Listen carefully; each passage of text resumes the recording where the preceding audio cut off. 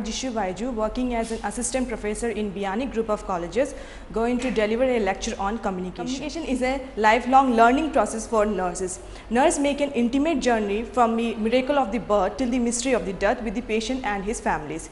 Failure in effective communication can cause a serious problem with the patient's health. Now let's see about the levels of communication. There are 5 levels of communication. First one is the intrapersonal. In intrapersonal communication, it is the very important levels among all other levels. It is also known as self-talk, self-verbalization and inner thought. It is in this communication, nurse should be aware about the content and the nature. She should replace the negative thought and self-defeat thought into positive assertion. Second communication is the interpersonal. It is a one-to-one interaction between nurse and the patient. It is a face-to-face communication, and in this communication, nurse deliver a message to the patient. Now, third level is the transdermal communication. In this communication, it is fully depend on the spiritual domain. Patient believe on the spirituality. For his health, he depend on the higher power. For an example, by doing prayer, yoga and meditation. Next one is the small group communication. In this communication, 2 to 3 people will sit together and discuss about a topic. Now, last one is the public communication. In this communication, one person deliver a lecture for a group of people. It is, for an example, nurse makes an communication in the community area. She delivers a lecture about on the health aspect to the community people. Now, next see about the elements of communication. First element of communication is the referent. It is a thing which motivates a person for the interaction or for the communication. For an example, site, order, time, schedule, environment, these all things will motivate a person to communicate with other person. Second one is the sender. Sender means who is sending the message to a receiver. The person who is sending information to a other person who is called as sender.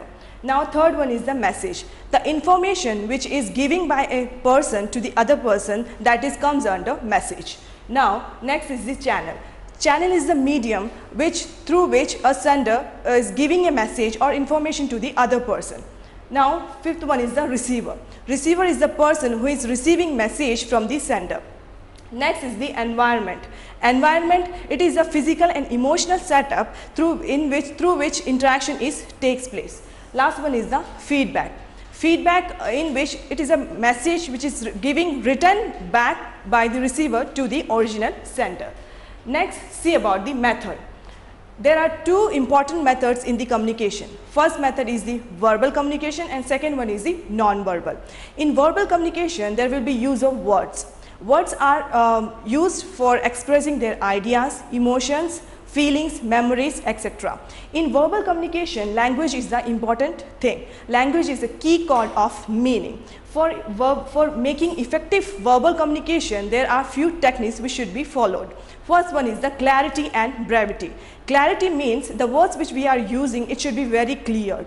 And brevity, the word which we are using, that should be very particular for the sentence. Second one is the vocabulary. For vocabulary, we should use the local words so that the other person can understand easily.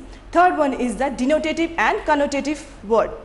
In this denotative, there is a particular meaning for the word which should be used so that the receiver can understand easily. Now, in connotative, there are many meanings for the particular words which are kept in the person's mind for whom we are giving the information. Next one is the time and relevance. The things or the words which we are using, we should keep perfectly in the mind that it should be very timely and relevant things only we should be used at a time. Now, next is the pacing. There should be proper pacing in the communication. Last one is the humor. Laughter is the good example of humor. Laughter is a one kind of medicine, so that if we are using a laughter in a particular appropriate or circumstances, it makes very effective communication. Now, next one is the non-verbal communication. In non-verbal communication, there is no use of words. We are not using any kind of words.